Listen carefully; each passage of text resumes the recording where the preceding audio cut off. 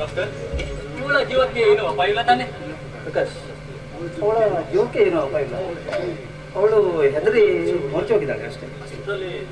ಇಷ್ಟಲ್ಲಿ ಅವಳಿಗೆ ಮತ್ತು ಸ್ವಲ್ಪ ಹೊತ್ತಿನಲ್ಲಿ ಸ್ಮೃತಿ ಬರ್ತದೆ. ಕೇರಳದ ಪ್ರೇಯಸಿ ಜ್ಯೋತಿ ಹುಚ್ಚಾಗಿದ್ದಾಳೆಂದು ಕೋರ್ಟಿನಲ್ಲಿ ಹೇಳ್ತಾರೆ. ಈ ರಾತ್ರಿಯಲ್ಲಿ ಚಿಪ್ಪಿನಡಿಗೆ ಹೇಗೆ ಬಂತು? ಸಾಗರ್, ಏನು ವಿಚಾರ ಮಾಡ್ತೀರಾ? ಏನಿಲ್ಲ ಪ್ರಕಾಶ್, ಏನಿಲ್ಲ. ಇವಳಿಗೆ ಯಾವಾಗ ಸ್ಮೃತಿ ಬರಬಹುದು ಅಂತ. ಅಂದಾಗೆ ಪ್ರಕಾಶ್, ಇವಳು ನಿನಗೆ ಏನಾಗಬೇಕು? ಡಾಕ್ಟರ್, ಇವಳಿಗೆ ನನಗೂ ಯಾವ ಸಂಬಂಧನೂ ಇಲ್ಲ. ನಾನು ನನ್ನ ನೈಟ್ ಡ್ಯೂಟಿ ಮುಗಿಸಿಕೊಂಡು ಮನೆಗೆ ಬರುವಾಗ ಇವಳು ಎಲ್ಲಿಂದ ಓಡಿ ಬಂದು ನನ್ನ ಜೀಪಿನ ಅಡಿಗೆ ಬಿದ್ದಳು. ನಾನು ಇವಳನ್ನ ಮಾನವಿ ದೃಷ್ಟಿಯಿಂದ ಮನೆಗೆ ಕರ್ಕೊಂಡು ಬಂದ ನಂತರ ಮುಂದಿನ ಕ್ರಮ ನೋಡಿದ್ರೆ ಆಯ್ತಂತ. ತುಂಬಾ ಒಳ್ಳೆಯದನ್ನು ಮಾಡಿದೆ.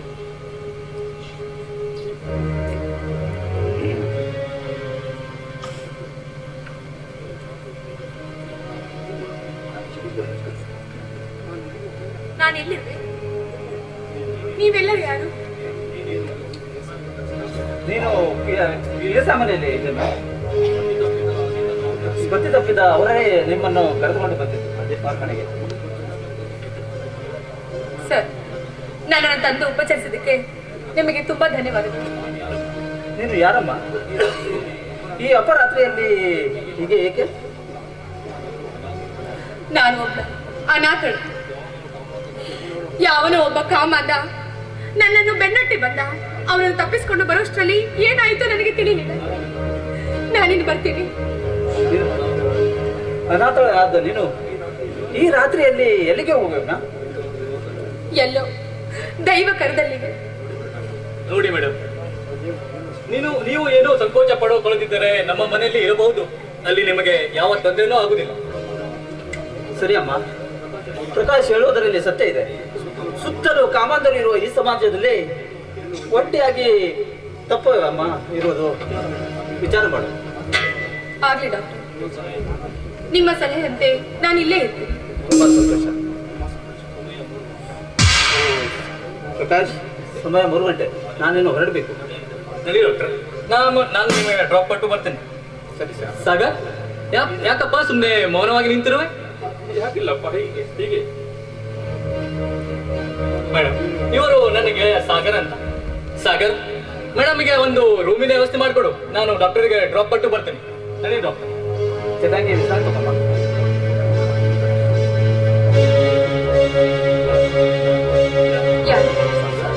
ಸಾಗರ್,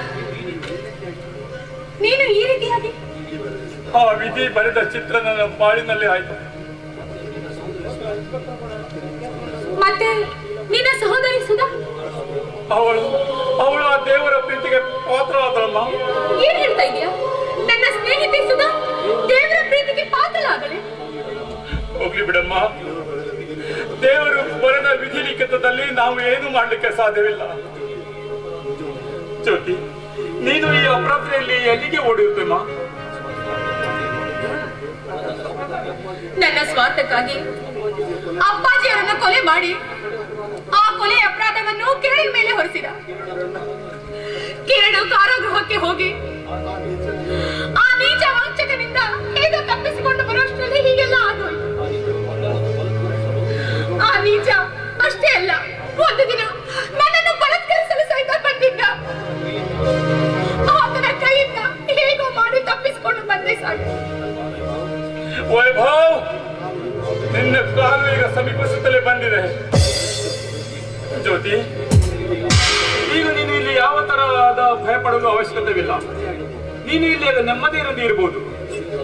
ಎಷ್ಟು ದಿನ ಅಂತ ಈ ರೀತಿ ಕದ್ದು ಮುಚ್ಚಿ ಇರೋದು ಸಾಗರು? ಒಂದಿಲ್ಲ ಒಂದು ದಿನ ನನ್ನ ವಿಷಯ ಇನ್ಸ್ಪೆಕ್ಟರ್ ಗೊತ್ತಾದ್ರೆ ಮುಂದೆ ಏನು ಗತಿ ನೀವೇ ಹೇಳಿ. ನಿನ್ನ ನಿಜಾಂಶ ಇಲ್ಲಿ ಯಾರಿಗೆ ಗೊತ್ತಾಗುದಿಲ್ಲ ಅಂತ ನಾನು ನೋಡಿಕೊಳ್ಳುತ್ತೇನೆ. ನೀನು ಯಾರೇ ಅಂತ ಆ ಪ್ರಕಾಶ್ಗೆ ಗೊತ್ತಾಗಬಾರ್ದು. ನೀನು ಯಾರು ಅನ್ನುವುದ ರಹಸ್ಯವನ್ನು ನಾನು ನೋಡಿಕೊಳ್ಳುತ್ತೇನೆ. ಇಂದಿನಿಂದ ನಿನ್ನ ಹೆಸರು ಜ್ಯೋತಿ ಅಲ್ಲ, ಆಶಾ. ನೀನು ನನಗೆ ಮಾಡಿದ ಉಪಕಾರವನ್ನು ನಾನು ಎಂದೂ ಮರೆಯೋದಿಲ್ಲ. ಇದರಲ್ಲಿ ಉಪಕಾರ ಏನು ಬಂತಮ್ಮ? ಓರ್ವ ಅಣ್ಣ ತಂಗಿಗಾಗಿ ಮಾಡಿದ ಇದು ಕರ್ತವ್ಯ. ನಡೆಯಮ್ಮ, ನಿನಗೆ ಬೆಡ್ರೂಮ್ ವ್ಯವಸ್ಥೆ ಮಾಡಿಕೊಡ್ತೇನೆ. ಬನ್ನಿ.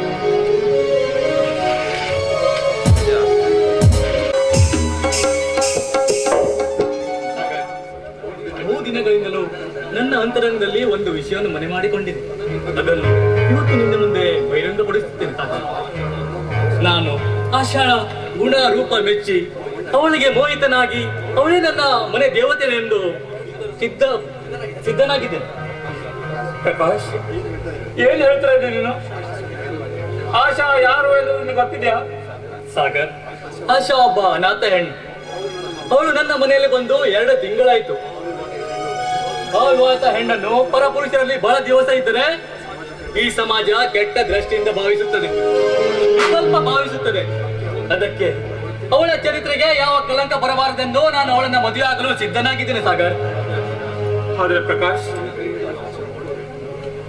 ಈ ಮದುವೆಗೆ ಆಶಾ ಅವಳಿಗೆ ವಿಷಯ ತಿಳಿಸಿದ್ರೆ ನೀನು?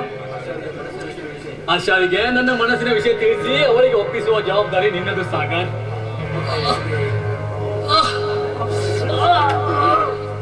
ಅದೇನು ಪ್ರಕಾಶ್, ಏನಾಯ್ತು? ಮತ್ತೆ ಕಾಣಿಸಿಕೊಂಡಿತ್ತು ನೋವು. ಏನಾಯ್ತು ಪ್ರಕಾಶ್? ಹೀಗೆ ನಡೆಯುತ್ತವೆ ನೀನು? ಸಾಗರ್, ಒಮ್ಮೊಮ್ಮೆ ನನಗೆ ಕೆಳ ಭಾಗದಲ್ಲಿ ನೋವು ಪ್ರಾರಂಭವಾಗ್ತದೆ.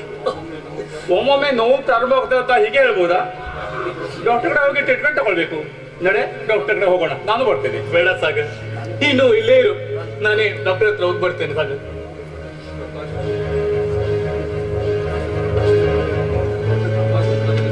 ಪ್ರಕಾಶ್ ನನಗೆ ದೊಡ್ಡ ಒಂದು ಸಂಕಟದಲ್ಲಿ ಹಾಕಿದ್ದಾನೆ. ಕಿರಣನನ್ನು ಮನಸಾರೆ ಪ್ರೀತಿಸಿ ಅವಳನ್ನೇ ಮದುವೆಯಾಗಿ ಬಯಸುವಳು ಜ್ಯೋತಿ ನನ್ನ ಮಾತಿಗೆ ಸಮ್ಮತಿಸಿ ಪ್ರಕಾಶನೊಂದಿಗೆ ಮದುವೆ ಆಗುವಳೆ. ಏನೇ ಆಗಲಿ, ಈ ವಿಷಯ ಜ್ಯೋತಿ ಹತ್ರ ಹೇಳುವುದು ನನ್ನ ಕರ್ತವ್ಯ. ಜ್ಯೋತಿ ಬರಲಿ. ಅವ್ರಿಗೆ ಎಲ್ಲಿಗೆ ಹೋಗಿದೆ ಅಮ್ಮ? ದೇವಸ್ಥಾನಕ್ಕೆ ಹೋಗಿ ಬಂದೆ. ತೆಗೆದುಕೊಳ್ಳಿ ಪ್ರಸಾದ. ದೇವರ ಹತ್ತಿರ ಏನು ಬೇಡಿಕೊಂಡೆ ಅಮ್ಮ? ನಿರಪರಾಧಿ ಆಗಿರುವ ನನ್ನ ಕಿರಣ್ ಜೈಲು ಶಿಕ್ಷೆ ಅನುಭವಿಸ್ತಿದ್ದಾನೆ. ಆದಷ್ಟು ಬೇಗ ಅವನು ಬಿಡುಗಡೆಯಾಗಿ ಬರಲೆಂದು ಬೇಡ್ಕೊಂಡೆ. ನೋಡಿ ಜ್ಯೋತಿ, ನಾನು ಒಂದು ಮಾತು ಹೇಳ್ತೇನೆ, ಅದಕ್ಕೆ ನೀನು ಅಪಾರ್ಥ ಕಲ್ಪಿಸಿಕೊಳ್ಳಬಾರ್ದು. 10 ವರ್ಷ ಪರ್ಯಂತ ಕಿರಣಿಗಾಗಿ ನೀನು ಕಾದು ನಿನ್ನ ಆಯುಷ್ಯ ಹಾಳು ಮಾಡೋಕ್ಕಿಂತ ನಿನ್ನನ್ನು ಬಯಸಿ ನಿನ್ನನ್ನೇ ಮದುವೆ ಆಗಲಿಕ್ಕೆ ಪ್ರಕಾಶನ ಇಚ್ಛಿಸಿದ ಅವಳೊಂದಿಗೆ ಸಂಸಾರ ಸುಖ ಮಾಡಿ ನೀನು ಯಾಕಿರ್ಬಾರ್ದು? ಸಾಗರ್, ಏನ್ ಹೇಳ್ತಾ ಇದ್ದೀರಾ? ಕೇವಲ ಅವರು ನನಗೆ ಆಶ್ರಯ ನೀಡಿದ್ದಾರೆಂದು ಅವರ ಕೈ ಹಿಡಿಯಲೆ? ಯಾಕೆ ಯಾಕೆ ಈ ರೀತಿ ಮಾತಾಡ್ತಾ ಇದ್ದೀರಾ? ಜ್ಯೋತಿ, ನಿನಗೆ ಆಶ್ರಯ ನೀಡಿದಕ್ಕೆ ಅವನು ನಿನ್ನ ಸಂಗಡ ಮದುವೆ ಆಗಲಿಕ್ಕೆ ತಯಾರಿಲ್ಲ. ಆದರೆ ನಿಮ್ಮಿಬ್ಬರ ಬಗ್ಗೆ ಸಮಾಜ ಏನೇನೋ ಅಪಾರ್ಥ ಕಲ್ಪಿಸಲು ಪ್ರಾರಂಭವಾಯಿತು. ಈ ಅಪಾದ ತಾಳಲಾರದೆ ನನ್ನಿಂದ ನಿನ್ನ ಬಹಳ ಹಾಳಾಗಬಾರ್ದು ಅಂತ ಪ್ರಕಾಶನು ನಿನ್ನ ಜೀವನದಲ್ಲಿ ಪ್ರಕಾಶ ಬೀರಲು ತಯಾರಾಗಿದ್ದಾನೆ. ಸಾಗರ್, ಪ್ರಕಾಶ್ ನನಗೆ ಆಶ್ರಯ ನೀಡಿ ನನ್ನ ಚರಿತ್ರೆ ಕಲಂಕ ಬರದ ಹಾಗೆ ನೋಡಿಕೊಂಡು ನಿಜ. ಅದಾದ ಮಾತ್ರಕ್ಕೆ ನಾನು ಅವ್ರ ಕೈ ಹಿಡಿದು ಆಗೋದಿಲ್ಲ. ಇದೇ ನನ್ನ ನಿರ್ಧಾರ. ನೋಡಮ್ಮ, ನಾನು ಹೇಳ್ದಲ್ಲ ಹೇಳ್ಬಿಟ್ಟೆ. ಇದರ ಮೇಲೆ ನಿನ್ನಿಷ್ಟ.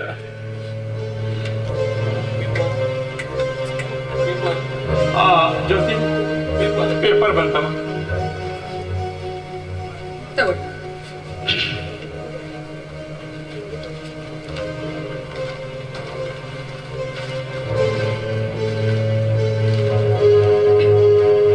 ಜೈಲಿನ ಗಲಭೆಯಲ್ಲಿ ಕೈದಿ ಮೇಲೆ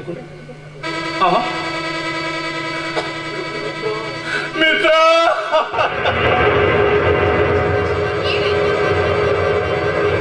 ಕೊನೆಗೂ ಈ ಮಿತ್ರನಿಗೆ ಬಿಟ್ಟು ಹೋದೇ ಇಲ್ಲ ಮಿತ್ರ. ನಾನೀಗ ಮಿತ್ರ ಅಂದ್ರೆ ಯಾರಿಗೆ ಕರೆಯಲಿ? ಅಯ್ಯೋ ದೇವರೇ. ಆ ಪೇಪರ್ ಓದಿ ಈ ರೀತಿ ದುಃಖ ಪಡ್ತಾ ಇದ್ದೀರಲ್ಲ, ಯಾಕೆ? ಏನಾಯ್ತು ಹೇಳಿ. ಈ ವಿಷಯ ನಿನಗೆ ಹೇಗೆ ಹೇಳಮ್ಮ? ಯಾವ ಬಾಯಿಂದ ಹೇಳಿ? ನನ್ನ ತ್ಯಾಗಮಯ ಸ್ನೇಹಿತ ನಮ್ಮನ್ನು ಆಗಲಿ ಬದುಕಿಗೆ ವಿದಾಯ ಹೇಳಿದೆಪ್ಪ. ಬದುಕಿಗೆ ವಿದಾಯ ಹೇಳಿದ. ನಿಮ್ಮನ್ನು ಆಗಲಿ? ಯಾರು ಸಾಗರ್? ಕೊಡೀಲಿ ಕೊಡೀಲಿ. ನೀವೇ ಓದಿ.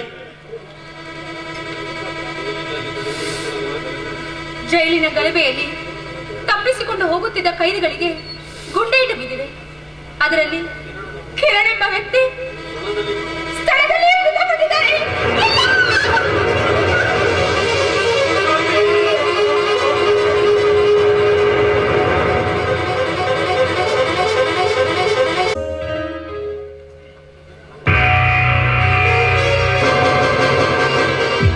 ಮಿಸ್ಟರ್ ವೈಭವ್, ಪೊಲೀಸರಿಂದ ಕಣ್ಣ ಮುಚ್ಚಲೆ ಆಟ ಆಡಿದ್ದು ಬಹಳ ಆಯ್ತು. ಆ ಬ್ರೀಫ್ ಕೇಸ್ ನಂಗೆ ಕೊಡು.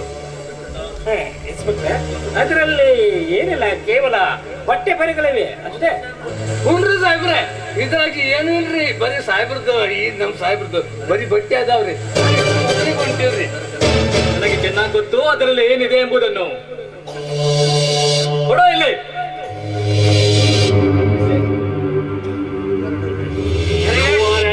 ಮಿಸ್ಟರ್ ವೈಭವ್, ನೀವು ಈ ರೀತಿ ಯಾಕೆ ಮಾಡ್ತೀರಂತ ನನಗೆ ಚೆನ್ನಾಗಿ ಗೊತ್ತು. ನೋಡಿ, 50,000 ರೂಪಾಯಿ ಇದೆ, ಇದನ್ನ ಸೀಲ್ ಇಟ್ಕೊಳ್ಳಿ. ಇಲ್ಲಿ ನಮ್ಮನ್ ಬಿಟ್ಟು ಬೇರೆ ಯಾರು ಇಲ್ಲ. ಇನ್ನೆಲ್ಲ ಎಂಜಲ ದಾಸಿಗೆ ಬಿದ್ದು ನಾನು ನನ್ನ ಪ್ರಾಮಾಣಿಕತೆಯನ್ನು ಮಾರಿಕೊಳ್ಳಲಾರೆ. ಭಾರತ ಮಾತೆಯ ಮಡಿಲಲ್ಲಿ ಹುಟ್ಟಿ ಅವಳ ಅನ್ನ ಪ್ರಾಣಾದಿಗಳಿಂದ ಬೆಳೆದು ಅವನ ಹೆಸರಿಗೆ ಎಂದಿಗೂ ನಾನು ಕಲಂಕದಲ್ಲಾರೆ. ಮಿಸ್ಟರ್ ವೈಭವ್, ಮಿಸ್ಟರ್ ಇನ್ಸ್ಪೆಕ್ಟರ್, ಇಂದಿನ ಈ 21ನೇ ಶತಮಾನದಲ್ಲಿ ಪ್ರಾಮಾಣಿಕೆಯಿಂದ ಸೇವೆ ಸಲ್ಲಿಸುವರು ನಿಮ್ಗೆ ಯಾರು ಸಿಗೋದಿಲ್ಲ. ಇನ್ನು ನೀವು ಮದುವೆ ಆಗೋರು, ನಾಳೆ ನಿಮ್ಗೆ ಸಂಸಾರ ಇದೆ, ಈ ಸರ್ಕಾರ ಕೈ ಎತ್ತಿ ಕೊಡುವ ಸಂಬಳ ಎಲ್ಲಿ ಸಾಲುತ್ತೆ? ನೋಡಿ, ಲಂಚ ಲಕ್ಷ್ಮಿ ಯಾರನ್ನೂ ಹುಡುಕಿಕೊಂಡು ಬರುದಿಲ್ಲ, ಹಾಗಾಗಿ ಬಂದಿದ್ದೆ.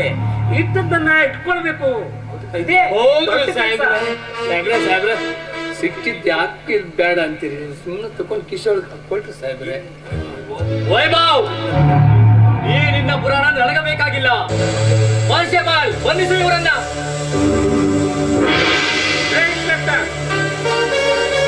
ನೋಡಿ, ನಮ್ಗೆ ಜೈಲಲ್ಲಿ ಬಂಧಿಸ್ತೀರಾ, ನಾವು ಹೊರಗೆ ಬರೋದು ಅದೆಷ್ಟೊತ್ತು. ನಮ್ಗೆ ದೊಡ್ಡ ದೊಡ್ಡ ಇನ್ಫ್ಲುಯೆನ್ಸ್ ಇದೆ. ಆದ್ರೆ ಒಂದ್ ಮಾತ್ರ ನೆನ್ಪಿಟ್ಕೊಳ್ಳಿ, ಇದರ ಪರಿಣಾಮ ಚೆನ್ನಾಗಿರಲ್ಲ. ಮಿಸ್ಟರ್ ವೈಭವ್, ಪ್ರತಿಯೊಬ್ಬ ಅಪರಾಧಿನೂ ಹೀಗೆ ಹೇಳ್ತಾನೆ.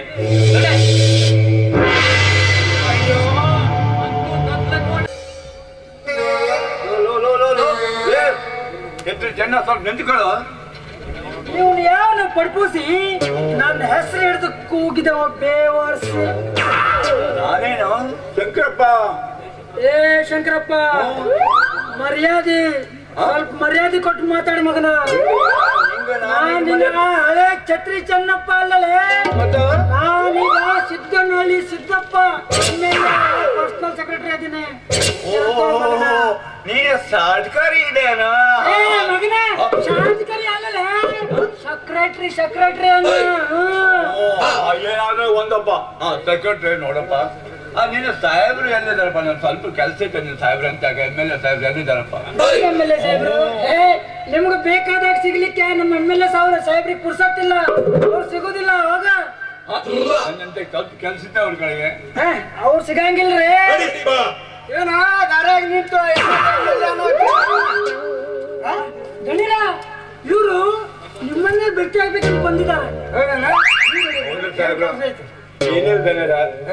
ನಿಮ್ಗೆ ಮತ್ತೆ ಅವ್ರಿಗೆ ಆ ಟ್ರಿಬ್ಯುನಲ್ ಸಾಹೇಬರಿಗೆ ಬಾಳ ಪರಿಚಯ ಇದೆ. ಅವ್ರ ಅಂತಾಗ ನಂದು ಒಂದು ಕೆಲಸ ಇತ್ತು.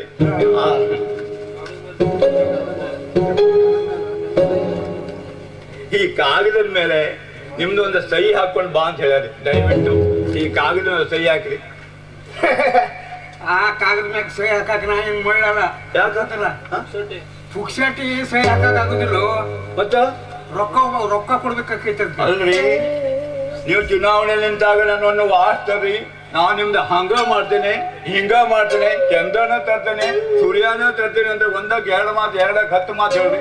ಈಗ ನೋಡಿದ್ರೆ ಒಂದೇ ಕಾಗದನ್ನ ಸಹಿ ಮಾಡ್ಯಾಕ ನೀವು ಹಂಗ ಹಿಂಗ. ನಾನು ಬಡವ್ರಿ, ನಾನು ಬಡವ. ಸ್ವಲ್ಪ ಸಹಿ ಮಾಡ್ತೀನಿ. ಏ ಮಗನ ಶಂಕರಪ್ಪ, ನನ್ನ ಮಾತು ನಂಬಿ ನನಗೆ ಊಟ ಕೊಟ್ಟಾರ. ನಾನು ರೊಕ್ಕ ಕೊಡ್ತೇನೆ. ಜನ ಅಂತ ರೊಕ್ಕ ಬೀಸಾಡ ನಿಂಗೆ ಕಾಗದ ಸಹಿ ಹಾಕಿ ಆಗುದಿಲ್ಲ. ಶಂಕರಪ್ಪ, ನಾನು ಎಷ್ಟೋ ಸಲ ನಿಮ್ಮ ಓಣ್ಯಾಗ ಬಂದು ದುಡ್ಡು ಹಂಚಿನಿ. ಶಂಕರಪ್ಪ, ನೀನು ಇಲೆಕ್ಷನ್ ಟೈಮಿಗೆ ಹೇಳಿದ್ಯಲ್ಲ, ಪೆಟ್ರೋಲ್ ಇಲ್ಲದೆ ನನ್ನ ಗಾಡಿ ನಡೆಯಂಗಿಲ್ಲ ಅಂತೇಳಿ. ಶಂಕರಪ್ಪ, ಒಂದ್ ದಿವ್ಸಕ್ಕೆ 15 ಲೀಟರ್ ಸರಾಯಿ ನೀವು ಒಬ್ಬನೇ ಕುಡ್ತಿದ್ಯಲ್ಲ ಮಗನ, ಅದಾದ್ರೆ ನೆನ್ಪಿಟ್ಕೊಳ್ಳ. ಅದೆಲ್ಲ ಗೊತ್ತೈತಿ. ಅದ್ ನಾನು ಬಡವ್ರಿ ಒಂದು ಸಹಿ ಮಾಡ್ರಿ, ನಾನು ಉದ್ದಾರ ಆಗಿ ಹೋಗ್ತೀನಿ. ಒಂದು ಸಹಿ ಮಾಡ್ರಿ. ನಾನು ನೋಡ ಚುನಾವಣೆ ಆರಿಸಿ ಬರ್ಲಿಕ್ಕೆ ನನ್ನ ಮನೆಯಿಂದ ನಾನು ರೊಕ್ಕ ಖರ್ಚು ಮಾಡೇನು. ಹಂಗೆ ಬ್ಯಾಂಕ್ನಾಗ ಲೋನ್ ತಗೊಂಡೇನು ಗೊತ್ತಿಲ್ಲ. ಹಂಗ ಸಹಿ ಹಾಕ್ಲಿಕ್ಕೆ ಆಗುದಿಲ್ಲ. ಆದ್ರೆ ಇವ್ರ ಕಪಾಟ್ನಲ್ಲಿ ನೋಟಿನ ಕಂತೆ ಮಾತ್ರ ತೆಗಿಲಿಲ್ರಿ.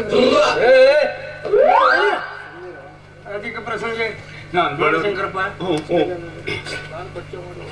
ನಾನು ಖರ್ಚು ಮಾಡಿದ ಹಣ ನನಗೆ ವಾಪಸ್ ಬರ್ಬೇಕು. ಅದಕ್ಕೆ ನಾನು ಈಗ ರೊಕ್ಕ ತಗೊಳಕತ್ತೀನಿ, ಗೊತ್ತಾಗ್ತಿಲ್ಲ. ಅಲ್ರಿ ಈಗ ನಿಮಗೆ ನಾ ಇದ್ರ ಮೇಲೆ ಸಹಿ ಮಾಡಾಕ ನಿಮ್ಗೆ ಹಣ ಕೊಡ್ಬೇಕನ? ನೋಡ್ರಿ, ನಿಮಗೆ ಮಾತು ನಂಬಿ ನಾವೇನು ನಂಬಿ ಆರ್ಸ್ ತಂದಿರಿ.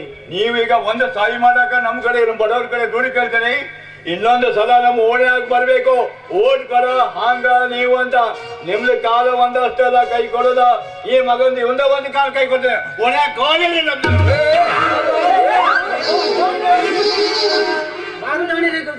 ಮಾಡ್ತಾನೆ ನೋಡಿ ನೀನು.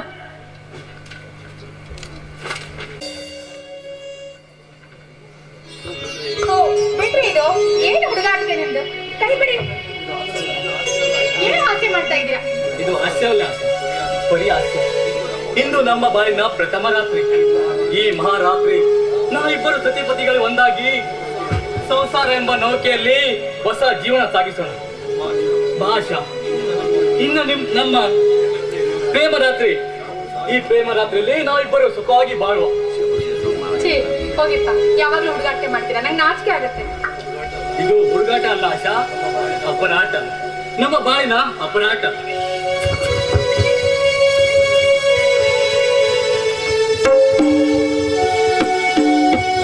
ಈ ಬಂಧನ ಜನ್ಮ ಜನ್ಮದ ಅನುಬಂಧನ. ಈ ಬಂಧನ ಜನ್ಮ ಜನ್ಮದ ಅನುಬಂಧನ.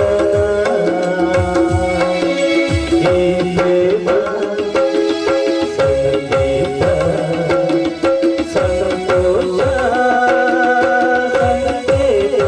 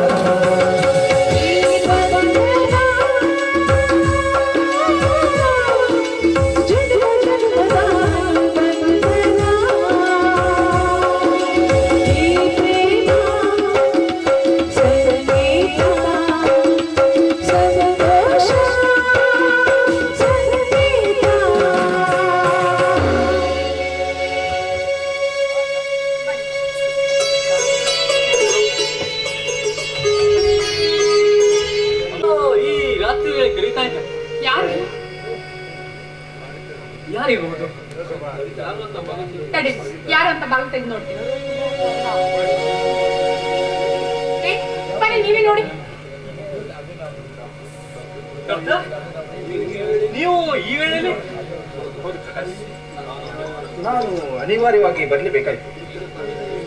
ಈಗ ತಾನೇ ಕೈ ಹಿಡಿದು ಸುಖ ಸಂತೋಷದ ನಿನ್ನನ್ನು ನಿನ್ನ ಬಾಯದಲ್ಲಿ ಬಿರುಗಾಳಿ ಎಬ್ಬಿಸಲು ಬಂದಿರುವೆ. ಡಾಕ್ಟರ್, ನಿಮ್ಮ ಒಗಟಿನ ಅರ್ಥ ನನಗಾಗಿಲ್ಲ. ಸ್ವಲ್ಪ ವಿಷಯ ಏನಂತ ಬಿಡಿಸಿ ಹೇಳಿ ಡಾಕ್ಟರ್. ಹೇಳುತ್ತೇನೆ, ಆದರೆ ನಾನು ಹೇಳುವ ವಿಷಯ ಕೇಳಿ ನೀವಿಬ್ಬರು ಸಾಧನೆ ಕಳೆದುಕೊಳ್ಳಬಾರದು ಅಂದರೆ ಮಾತ್ರ ಹೇಳುತ್ತೇನೆ.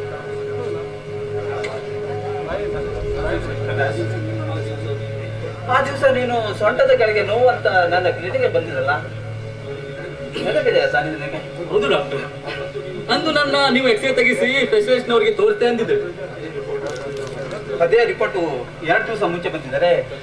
ಈ ಮದುವೆಯನ್ನು ನಾನು ಮಾಡಲು ಅವಕಾಶ ಕೊಡುವುದಿಲ್ಲಾಗಿತ್ತು. ಆದರೆ ಕಾಲ ಮೀರಿ ಹೋಗಿದೆ.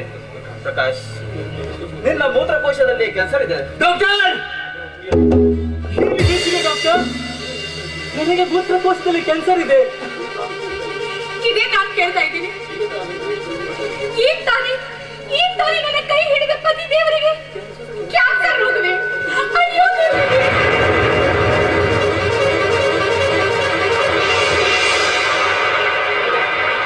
ನೀವು ಇಷ್ಟೊಂದು ಭಯಪಡುವ ಅವಕಾಶ ಬೇಡ ಆಶಾ.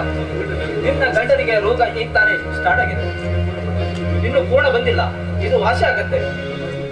ಪ್ರಕಾಶ ತೀವ್ರವಾಗಿ ಅವರ ಆರೋಗ್ಯದ ಬಗ್ಗೆ ಕಾಳಜಿ ವಹಿಸಿದರೆ 3-4 ವರ್ಷಗಳಲ್ಲಿ ಅವರು ಖಂಡಿತ ಗುಣಮುಖರಾಗುತ್ತಾರೆ. ಪ್ರಕಾಶ್, ನೀನು ಯಾವಾಗಲೂ ಸ್ತ್ರೀ ಸುಖದಿಂದ ದೂರವಿದ್ದು ಆರೋಗ್ಯದ ಕಡೆ ಗಮನ ವಹಿಸು. ಏನು ಭಯಪಡುವ ಅವಶ್ಯಕತೆ ಇಲ್ಲ ಆಶಾ. ನೀನು ಹಾಗೆ ಅಮ್ಮ, ನೀನು ಗಂಡನಿಂದ ದೂರವಿದ್ದು ಅವನ ಬಗ್ಗೆ ಕಾಳಜಿ ವಹಿಸು. ಡಾಕ್ಟರ್, ಯಾವ ಹೆಣ್ಣು ತನ್ನ ಗಂಡನ ಸಾವು ಬಯಸೋದಿಲ್ಲ. ಅವಳು ಬಯಸೋದು ಒಂದೇ, ಅದೇನಂದ್ರೆ ಈ ಕುಂಕುಮ ಸೌಭಾಗ್ಯ ಅಷ್ಟೇ. ಡಾಕ್ಟರ್, ನಾವು ಸಹ ನಿಮ್ಮ ಮಾತಿನಂತೆ ಆರೋಗ್ಯ ಕಡೆ ಹೆಚ್ಚು ಗಮನ ವಹಿಸ್ತೇನೆ. ಇಷ್ಟು ಭರವಸೆ ಕೊಟ್ಟು ಸಾಕು. ಬೇಗ ನೀನು ಗುಣಮುಖರಾಗುತ್ತೆ. ನಾನು ಬರ್ತೇನೆ. ಆಶಾ, ನನ್ನನ್ನು ಕ್ಷಮಿಸು ಆಶಾ, ನನ್ನನ್ನು ಕ್ಷಮಿಸು. ನಿನ್ನ ಕೈ ಹಿಡಿದು ನಿನಗೆ ನಾನು ಯಾವ ಸುಖವನ್ನು ಕೊಡಲಿಲ್ಲ ಆಶಾ. ನಿನಗೆ ದ್ರೋಹ ಮಾಡಿದೆ, ಅನ್ಯಾಯ ಮಾಡಿದೆ. ನಾನು ಪಾಪಿ ಆಶಾ, ನಾನು ಪಾಪಿ. ದುಃಖಿಸಿ ಕೊರಗಿದರೆ ಏನು ಪ್ರಯೋಜನವಿಲ್ಲ. ನೀವಾಗೆ ನನಗೆ ವಂಚನೆ ಮಾಡಿಲ್ಲ. ನಮ್ಮಿಬ್ಬರನ್ನು ವಂಚಿಸಿದ್ದು ಆ ದುರ್ವಿಧಿ. ನಿಮಗೆ ಈ ರೋಗದ ಅರಿವಿದ್ರೆ ನನ್ನ ಕೈ ಹಿಡಿತಿರಲಿಲ್ಲ ಅನ್ನೋದು ನನಗೆ ಗೊತ್ತು. ನೋಡಿ, ಆದಷ್ಟು ಬೇಗ ಈ ರೋಗ ನಿಮಗೆ ಗುಣಮುಖವಾಗುತ್ತದೆ ಅಂತ ಡಾಕ್ಟರ್ ಹೇಳಿದ್ದಾರೆ. ನೀವೇನು ಯೋಚನೆ ಮಾಡಬೇಡಿ, ಆ ದೇವರು ಎಲ್ಲರೂ ಒಳ್ಳೆಯದೇ ಮಾಡುತ್ತಾರೆ. ಆಶಾ, ನಾನು ನಿನ್ನನ್ನು ಸತ್ಯಾಗಿ ಪಡೆದದ್ದು ನನ್ನ ಭಾಗ್ಯ. ಹೋಗು ಆಶಾ, ನೀನು ಒಳಗೆ ಹೋಗಿ ನಿನ್ನ ರೂಮಿಗೆ ವಿಶ್ರಾಂತಿ ತಗೋ. ನಾನು ನನ್ನ ರೂಮಿಗೆ ಹೋಗುತ್ತೇನೆ. ಸತಿಪತಿಗಳ ಪ್ರಥಮ ರಾತ್ರಿಯಲ್ಲಿ ನಮ್ಮೊಂದಿಗೆ ಭಾಗಿಯಾಗಬೇಕಿದ್ದ ಈ ಸಂಗಾರ ಮಂಚ ಬರಿದಾಗಲೇ ಉಳಿಯಲಿ. ಹೋಗು ಆಶಾ, ನೀನು ನಿನ್ನ ರೂಮಿಗೆ ಹೋಗು.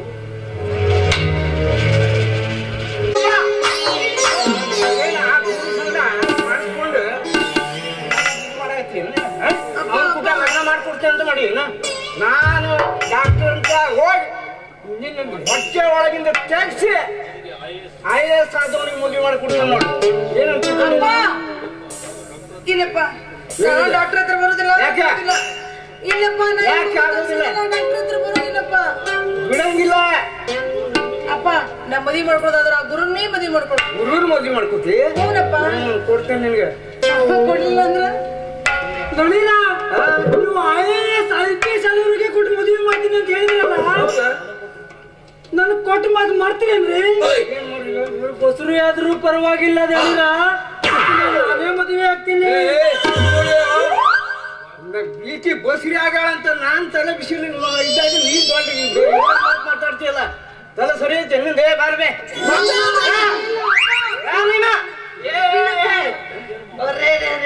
ಇದೇನು ಗೋಲ್ ಗುಂಬಜ್ ಎಕ್ಸ್ಪ್ರೆಸ್ ಮಾವ ನಿನ್ನ ಮಗಳ ಪುಷ್ಪ ಏನ್ ಮಾಡ್ಕೊಂಡ್ಲ ಏನೋ ದಪ್ಪ ದಪ್ಪ ಕಾಣಕತ್ತೈತಿ ಮುಂದ ಏನ್ ದಪ್ಪ ಕಾಣದ ಅದು ಏನು ಮಾತಾಡ ಹೋಗ್ಬೇಡ ನೀನು ಮಾಡುದೆಲ್ಲ ಮಾಡ್ಕೊಂಡು ಏನ್ ಮಾಡ್ಕೊಂಡಿ ಅಂತ ಏನ ಮಾಡ್ತೀನಿ ಮಗನ ನಿನ್ಗ ನೀ ಬಾರೆ ಡಾಕ್ಟರ್ ತಗೊಂಡ್ ಬಾ ಗುರು ನಾ ಗುರುನ ಮದುವೆ ಮಾಡ್ಕೊತೀನಿ ಇಲ್ಲ ಆಗಂಗಿಲ್ಲ ಬಾ ಇಲ್ಲಪ್ಪ ಮೇಲೆ ಕೊಟ್ಟು ಮಗು ಇದೆ ಸಾಧನ ಕೊಟ್ಟು ಮಗು ನೋಡೋ ಏನು ಗುರುನ ನೀನು ಮದುವೆ ಆಗ್ತಿ ನೀನೇ ಮದುವೆ ಆಗುದಿದ್ರ ನನ್ನನ್ನೇ ಮದುವೆ ಆಗ್ಬೇಕು ಏ ಸುಮ್ಮನೆ ಛತ್ರಿ ಹಿಡ್ಕೊಂಡಿದ್ರು ಅಷ್ಟ ಮಾಡು ಮತ್ತೆ ಮದುವೆ ಹಾಕಿದ್ರೆ ಏನಿಲ್ಲ ನಂಗೆ ಏ ಪುಷ್ಪ ನೀನೇನ್ ಮಾತು ಹೇಳ್ತೀನಿ ನಡಿ ನಡಿ ಏ ನಡೀರ ಕರ್ಕೊಂಡು ಹೋಗಿ ಡಾಕ್ಟರ್ ಹತ್ರ ತಗೊಂಡು ಹೋಗುದ ಏನ್ರಿ ಸಿದ್ದಪ್ಪನವ್ರೆ ಏನ್ ಮಾಡಿದ್ರಿ ನನ್ನ ಮಗಳು ಏನ್ ಮಾಡ್ಲಿ ಅಂತ ಯಾವ ಹಂಗ ಹೇಳ್ರಿ ಈ ಹಲ್ಕ ಇದಾನಲ್ಲ ಹಲ್ಕ ನನ್ನ ಮಗ ಈಕಿಗೆ ನೋಡ್ರಿ ಹೆಂಗ್ ಮಾಡ್ಲಿಕ್ಕೆ ಏನ್ ತಿಳ್ಕೊಂಡಿ ನೀನು ಏ ಗುರು ನೀನ್ ಏನ್ ಮಾಡುವ ನಮ್ ದಣಿಯರಿಗೆ ಏನ್ ಮಾಡುವ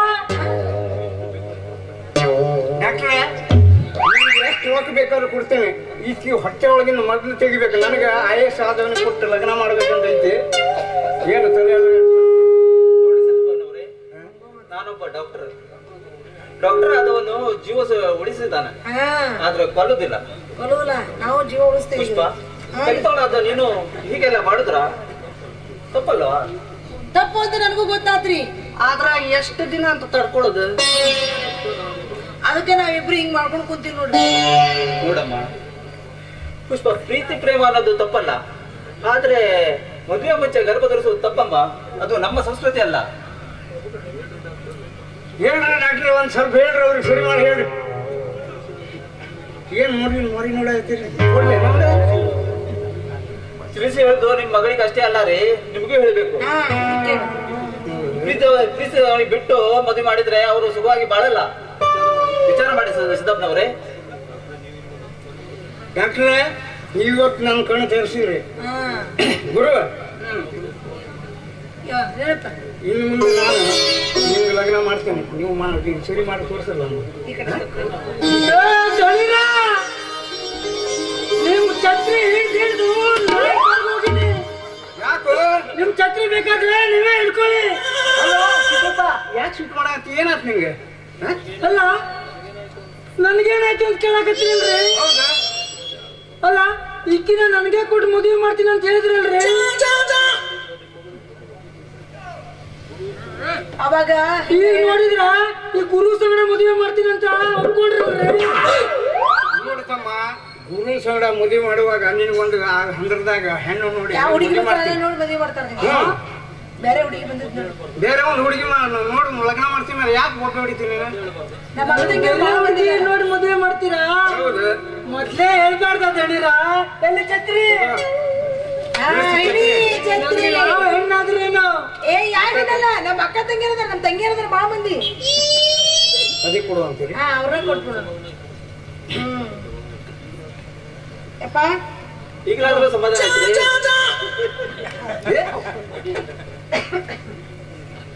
ಡಾಕ್ಟ್ರ ಹೇಳ್ರಿ ಈಗ ಲಗ್ನದಂತೂ ನೀವು ಇದು ಮಾಡಿಬಿಟ್ರೆ ವ್ಯವಸ್ಥೆ ಅದೇ ಖುಷಿ ಒಳಗೆ ಒಂದು ಮನೆ ತನಕ ಬಂದು ಒಂದು ಸ್ವೀಟ್ ತಿಂದು ಹೋಗೋದು ನೋಡ್ರಿ ನಮ್ಮಪ್ಪ ಹೇಳಿದ್ದಾರ ನಾವಂತೂ ನಾವು ಕೆಟ್ಟ ಕೆಲಸ ಮಾಡಕ್ ಹೋಗ್ಲಿಲ್ಲ ರೀ ಆದ್ರೆ ಮಕ್ಕಳು ಬುದ್ಧಿ ಕಲ್ಸೋಣ ಅಂತೇಳಿ ಸುಮ್ಮನೆ ಹೀಗೆ ಮಾಡ್ಕೊಂಡಿದ್ವಿ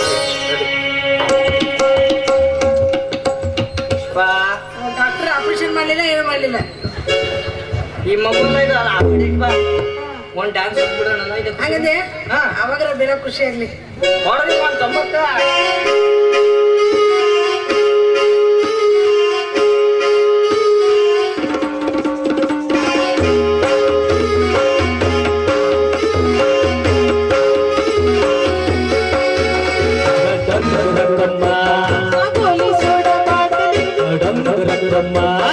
ಬಂದು ಬುಲ್ಲ ಕಾಟ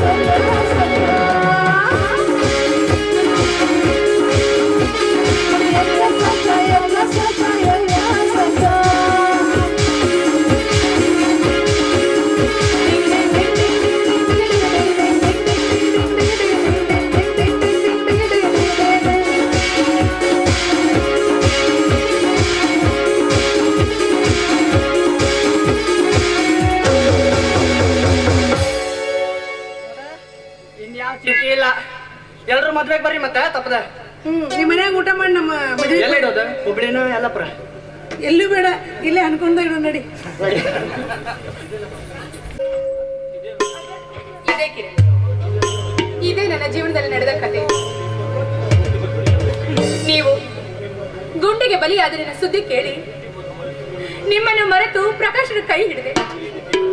ಈಗ ಈಗ ನಾನು ಬದುಕಿದ್ದು ನಿರ್ಜೀವ ಹೆಣವಾಗಿದ್ದೀನಿ, ನಿರ್ಜೀವ ಗೊಂಬೆಯಾಗಿದ್ದೀನಿ.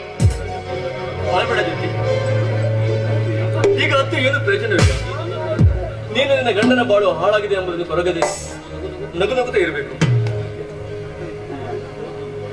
ನಗುವುದು ಅಳುವುದು ಅದು ಒಂದೇ ದಾರಿಯಾಗಿದೆ ನನಗೆ. ಹೋಗ್ಲಿ ಬಿಡಿ, ನನ್ನ ಕತೆ ಬಿಟ್ಬಿಡಿ. ನೀವು ಗುಂಡಿಗೆ ಬಲಿಯಾಗಿದ್ದೀರಿ, ಅದು ಹೇಗೆ?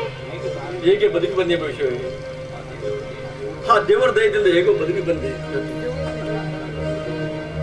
ನನ್ನ ಬರೆಯೋ ಜೊತೆ ಕಿರಣ್, ನಿನ್ನ ಗಂಡನಿಗೆ ಉಂಟಾಗಿರೋ ಕಾಯಿಲೆ ಬಹು ಬೇಗನೆ ವಾಸಿಯಾಗಿ ನೀವೊಬ್ಬರು ದಾಂಪತ್ಯ ಜೀವನಕ್ಕೆ ಹೊಂದಿಕೊಳ್ಳಲಿ ಎಂದು ನಾನು ಆ ಮರಗಂಡ ದೇವರಲ್ಲಿ ಪ್ರಾರ್ಥಿಸುತ್ತೇನೆ.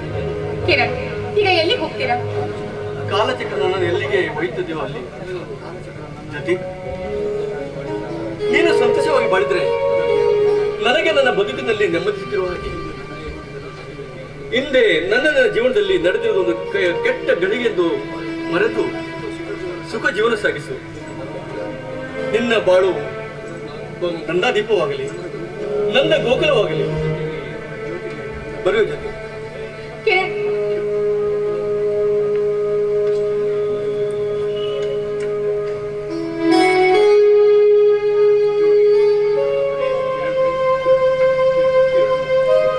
ಪ್ರೇಯಿಸಿ ನಾನು ಕೈ ಹಿಡಿದ ಆಶಾ ಇವಳೇ ಅಂದು ನನ್ನ ರಾತ್ರಿ ಜೀಪಿನ ಅಡಿಗೆ ಬಿದ್ದ ಜ್ಯೋತಿ.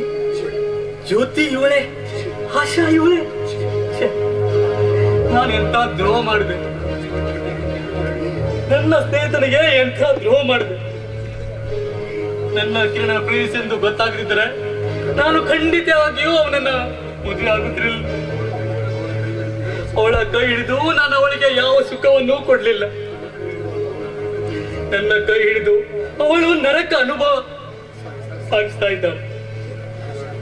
ಕಿರಣ್, ಆಶಾ ಒಬ್ಬರಿಗೊಬ್ಬರು ತುಂಬಾ ಹಚ್ಚಿಕೊಂಡಿದ್ದಾರೆ.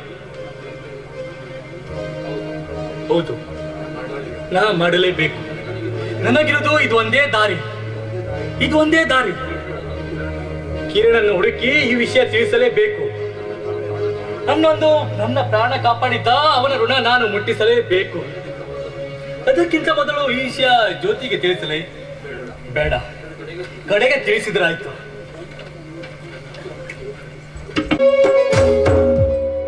ನಾನು ಪಣಪಟ್ಟ ನನ್ನ ವೈರಿ ಇಚ್ಚತ್ತಿಗೆ ಈ ಕಡೆ ಬಂದಿದ್ದಾನೆ. ಎಲ್ಲಿಗೆ ಹೋಗಿರೋದು?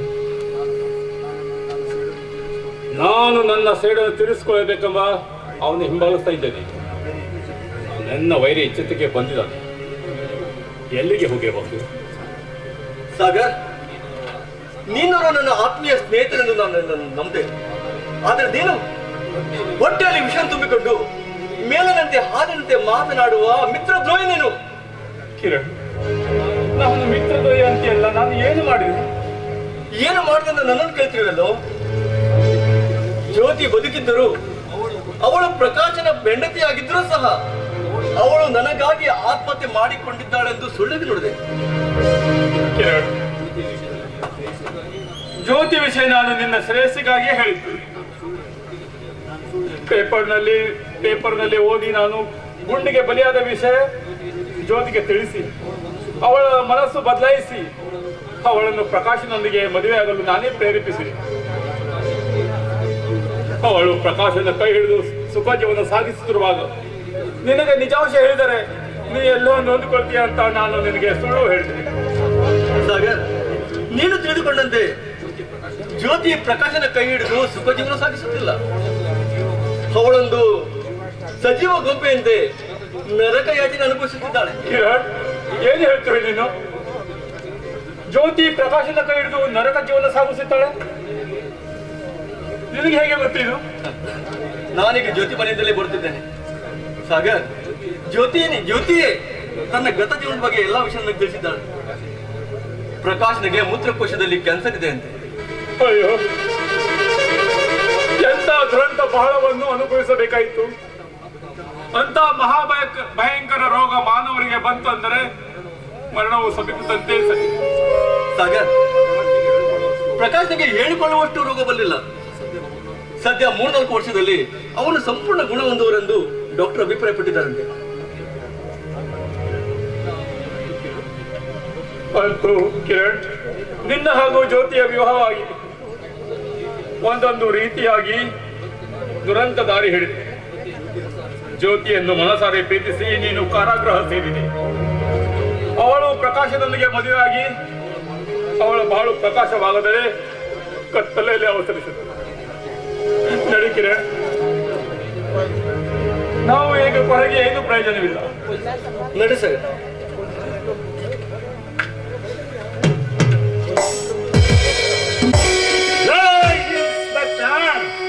ನಾವು ಜೈಲಿನಿಂದ ತಪ್ಪಿಸಿಕೊಂಡು ಅಂದ್ರೆ ಬಿಡುಗಡೆಯಾಗಿ ಬಂದಿದ್ದೇವೆ.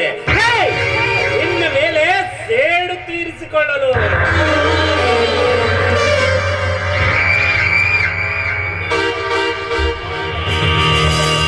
ನೋಡಪ್ಪ ವೈಭವ, ನೀನು ಸೇಲ್ ತೀಸ್ಕೋ, ಇಲ್ಲಾಂದ್ರೆ ಅವ್ರಿಗೆ ಮ್ಯಾಲ ಕಳ್ಸು, ಕೆಳಗಿಳಿಸು, ಸ್ವರ್ಗ ಕಳ್ಸು, ನರ್ಸ್ಕಟ್ಟು, ಏನ್ ಬೇಕಾದ್ರೂ ಮಾಡ್ಕೊಂಡು ಹೋಗು. ಅದು ನಾನು ಕೊಡ್ತೀನಿ ಅಂದಿದ್ಯಲ್ಲ, ಲಕ್ಷ ಲಕ್ಷ ಲಕ್ಷ ಮತ್ತೆ ನನ್ ಕೊಟ್ಟು ಬಿಡು. ಈ ಲಕ್ಷ ಸಲುವಾಗಿ ನೀನ್ ಮಾಡ್ಬಾರ್ದು ಕೆಲಸ ಎಲ್ಲ ಮಾಡ್ಬಿಟ್ಟೆ. ನಾನು ನಿನ್ ಕೂಡ ಜಲ್ಲಿಗೂ ಹೋಗಿ ಬಂದೆ. ಯಾಕೆ ಕೊಟ್ಬಿಡೋ ನಿನ್ಗೆ ಲಕ್ಷ? ನಿನಗೆ ಲಕ್ಷ ಕೊಡಬೇಕು. ನಾನು ಹೇಳಿದಾಗೆ ಎಲ್ಲ ಕೆಲಸ ಮಾಡ್ಬಿಟ್ಟಿಯಾ, ಕೊಟ್ಬಿಟ್ಟಿಯಾ. ನನ್ನ ಪ್ರತಿಯೊಂದು ಕಾರ್ಯಕ್ಕೆ ಸರಿ ಎನಿಸಿಕೊಂಡವನೇ ನೀನು. ನಿನಗೆ ಲಕ್ಷ ಬೇಕಲ್ವಾ?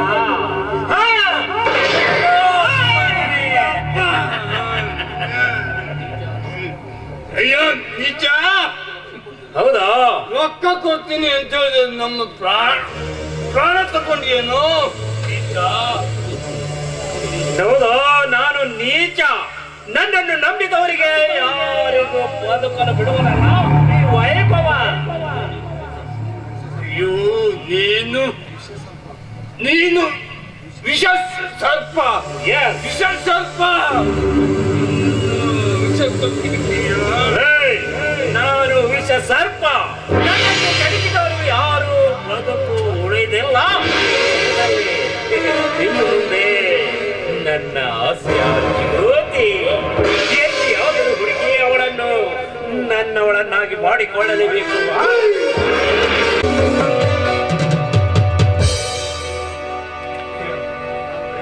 ನಾನು ಕೇಳಿದ ಆಶಾ, ನೀನು ಪ್ರೀತಿಸಿದ ಜ್ಯೋತಿ ಎಂದು ಗೊತ್ತಾಗದಿದ್ರೆ ನಾನು ಖಂಡಿತವಾಗಿಯೂ ಅವಳನ್ನು ಮದುವೆ ಆಗುತ್ತಿರಲಿಲ್ಲ.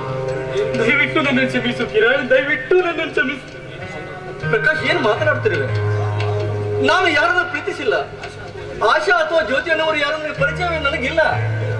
ಕಿರಣ್, ನನ್ನ ಮನೆಯಲ್ಲಿ ನೀನು ಮತ್ತು ಆಶಾ ಮಾತನಾಡುವುದನ್ನು ನಾನು ಕೇಳಿದ್ದೇನಪ್ಪ.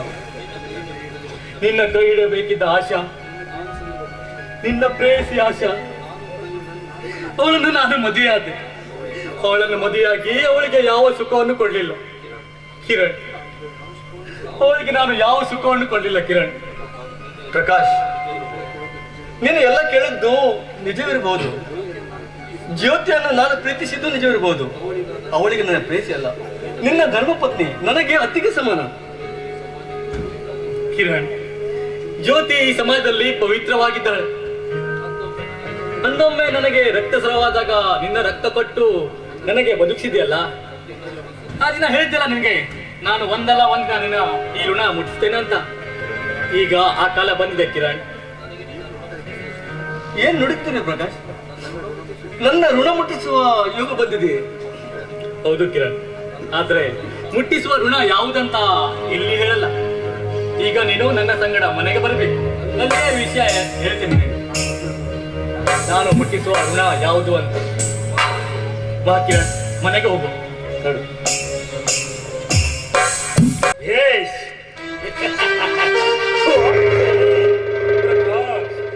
ಕಿರಣನ್ಗೆ ಋಣ ಭಾರ ಮುಟ್ಟಿಸುವೆನೆಂದು ಋಣವನ್ನು ಮುಟ್ಟಿಸುವೆ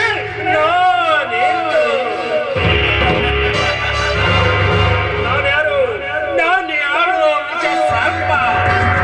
ವಿಷಸರ್ಪವನ್ನು ಕಡಿತಿದವರು ಯಾರು ಮೊದಲು ಕುಳಿತಿಲ್ಲ. ಲೇ ಮಗನೇ, ನಾನು ಬರ್ತಾ ಇದ್ದೀನಿ. ಈಗ ನಿನ್ನ ಅಂತ್ಯವು ಸಮೀಪಿಸುತ್ತಲೇ ಬಂದಿದೆ. ನಿನ್ನ ಸುಖಕ್ಕಾಗಿ ಅದು ಎಷ್ಟೋ ಜನರು ನೀನು ಬಲಿ ತೆಗೆದುಕೊಂಡೆ. ಈಗ ನೀನು ಹೊರಟಿವೆ ಪ್ರಕಾಶ್ ಮತ್ತು ಕಿರಣನ ಕೊಲೆ ಮಾಡಲಿಕ್ಕೆ. ಆದ್ರೆ ವೈಭವ್, ಈ ಸಾಗರದ ಬದುಕಿರುವಾಗ ನೀನು ನನ್ನ ಸನ್ಮಿತ್ರನ ಕೊಲೆ ಮಾಡಲು ಸಾಧ್ಯವಿಲ್ಲ. ಬರುವೆ ಕಿರಣ್, ಬರುವೆ. ವೈಭವ್, ನಿನ್ನ ಕೊಲೆ ನನ್ನ ಕೈಯಿಂದ. ನನ್ನ ಸುಧಾ ಆತ್ಮಕ್ಕೆ ಶಾಂತಿ ಸಿಗಲೇಬೇಕು.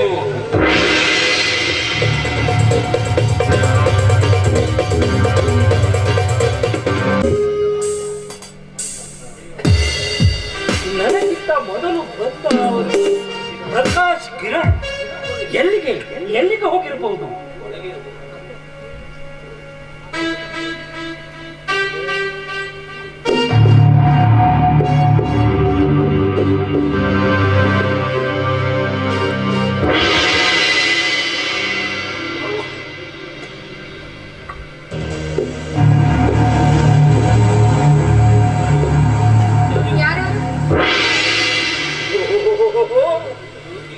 ಜ್ಯೋತಿ, ಚಿತ್ರ ಬಹಳ ವಿಚಿತ್ರವಾಗಿದೆ.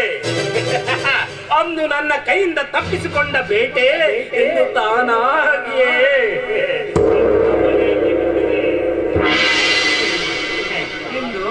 ಇಂದು ನನ್ನ ಭೋಜನವಾಗಲೇಬೇಕು.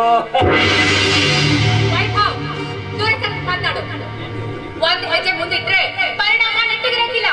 ನಾನು ನಿನ್ನ ಜ್ಯೋತಿ ಅಲ್ಲ, ನಾನೀಗ ಓರ್ವ ಪತ್ನಿ ಅಂತ ತಿಳಿದುಕೋ. ನೀನು ಯಾರ ಪತ್ನಿಯಾದರೆ ನನಗೇನು? ಹಸಿದು ಬಂದವನ ಎದುರಿಗೆ ಮೃಷ್ಟಾನ್ನ ಮುಂದೆ ನಿಲ್ಲಬೇಕಾದ್ರೆ ನಿನ್ನಲೇಬೇಕಲ್ವೇ? ನೀನ್ ಎಷ್ಟೇ ಪ್ರಯತ್ನ ಪಟ್ಟರು ಸಹಿತ ನಾನು ನಿನ್ನ ಆಸೆಗೆ ಬಲಿಯಾಗೋದಿಲ್ಲ. ನೋಡು, ನಿನ್ನ ಮಾತಿಗೆ ಒಳಗಾಗಿ ನೀನು ಹೇಳಿದಂತೆ ನಾನು ಕೇಳೋದಿಲ್ಲ. ಬೇಕಾದ್ರೆ ಗುಂಡು ಹಾರಿಸು ಸಾಯ್ತೀನಿ. ನನ್ನ ಶರೀರದ ಮಾತ್ರ ಅರ್ಪಿಸಲ್ಲ.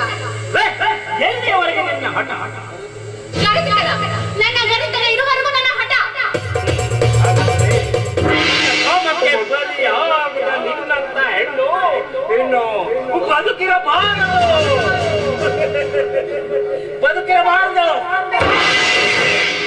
ಪ್ರಕಾಶ್, ಪ್ರಕಾಶ್, ಪ್ರಕಾಶ್, ಪ್ರಕಾಶ್,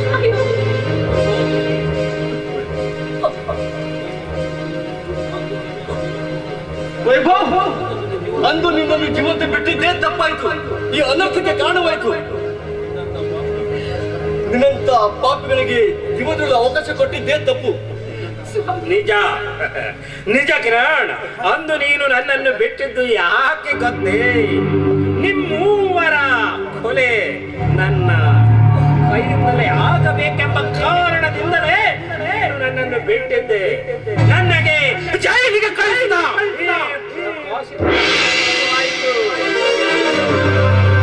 ನೀವಿಬ್ಬರು ನಾನು ಈ ಒಳಗೆ ಕೊಲೆ ಮಾಡಲು ಪ್ರಯತ್ನಿಸಿದೆ, ಆದ್ರೆ ಈಗ ಕೊಲೆ ಮಾಡಲ್ಲ. ಮೊದಲು ನಿನ್ನನ್ನು ಕೊಲೆ ಮಾಡಿ ಅವಳ ಅಂಗಾಂಗ ಸುಖವನ್ನು ಸವಿದು ನಂತರ ಕೊಲ್ಲುವೆ.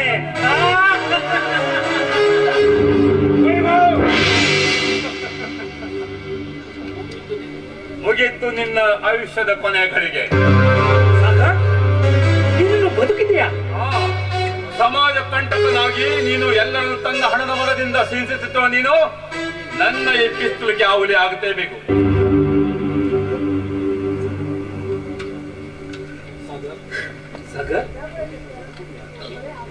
ನೋಡು, ನನ್ನ ಮಾತು ನೀನೇನು ತಿಳ್ಕೊಂಡಿದ್ದೆ? ನಾನು ಸತ್ತೆಂದು ತಿಳ್ಕೊಂಡೆ ಅಲ್ಲ, ನಾನು ಜೀವಂತಾಗಿದ್ದೇನೆ. ನಿನಗೆ ಆಶ್ಚರ್ಯವಲ್ಲವೇ ಕಿರಣ್? ಅಂದು ನೀನು ನನಗೆ ಕೇಳ್ತಲ್ವಾ, ನನ್ನ ಮತ್ತು ಸುಧಾಳ ಬಾಳಿಗೆ ದುರಂತ ತಂಡವನ ಆ ಕಾಮುಕ ಯಾರು ಅಂತ? ಇವನೇ ಆ ಕಾಮುಕ. ನನ್ನ ಸಹೋದರಿ ಸುಧಾಳ ಪರವಾಗಿ ಅವಳ ಶೀಲ ಕೆಡಿಸಿ ಅವಳ ಆತ್ಮಹತ್ಯೆಗೆ ಕಾರಣನಾದ ನಿನಗೆ, ನನ್ನ ಸಹೋದರಿ ಪರವಾಗಿ ನಿನಗೆ ಈ ಆಹುತಿ.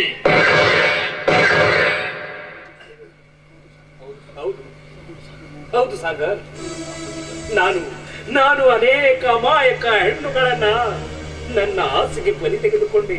ನಿಮ್ಮೆಲ್ಲರ ಸಂಸಾರವನ್ನು ನುಚ್ಚು ನೂರು ಮಾಡಿದೆ. ನನ್ನನ್ನ ಕ್ಷಮಿಸಿ. ನೀವು ನನ್ನ ಸುಧಾಳ ಆತ್ಮಕ್ಕೆ ಶಾಂತಿ ಸಿಗೋದು. ಕಿರಣ್, ಆಶಾ, ಸ್ವಾಮಿ ಸ್ವಾಮಿ ಪ್ರಕಾಶ್,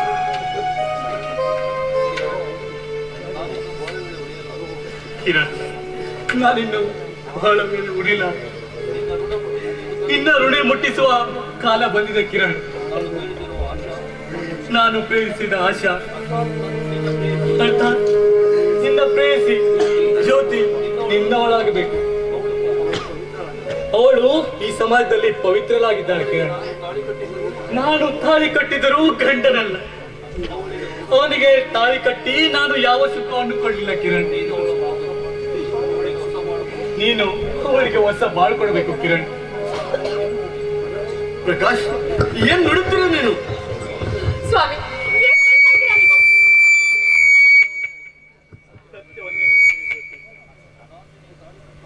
ನಾನು ನಿನಗೆ ತಾಳಿ ಕಟ್ಟಿದರೂ ಯಾವ ಸುಖವನ್ನು ಕೊಡಲಿಲ್ಲ. ನನ್ನ ಕೊನೆಯ ಒಂದೇ ಒಂದು ಆಸೆ ನೆರವೇರಿಕೊಡು ಆಶಾ. ಆಶಾ ಕೈ ಕಿರಣ್, ಇಬ್ಬರು ಒಂದಾಗ್ಬೇಕು. ಒಂದಾಗಿ 100 ವರ್ಷ ಸುಖವಾಗಿ ಬಾಳ್.